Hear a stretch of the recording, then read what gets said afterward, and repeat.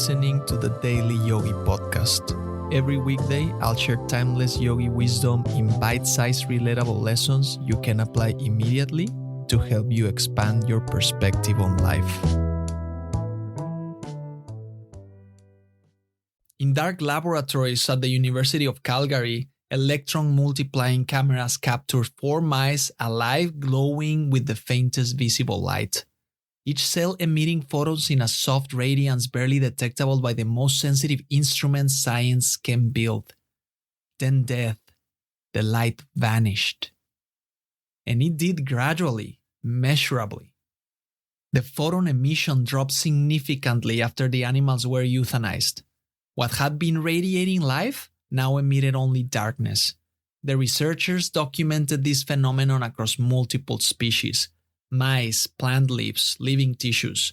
They all lost their inner luminescence at the moment life departed.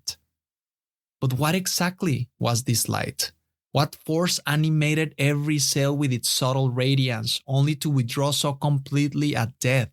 Could it be that these biophotons are what the yogis called prana? Over a century ago, Yogi Ramacharaka described this exact process with startling precision. At death, he wrote, "The prana, being no longer under the control of the spirit, responds only to the orders of the individual atoms, the unused prana returning to the great universal storehouse from whence it came. The body becomes dark when the commanding mind withdraws. The light that once animated every cell fades back into the infinite reservoir from which it came. Perhaps what these Canadian researchers measured with their sophisticated cameras is what the yogis perceive through inner sight.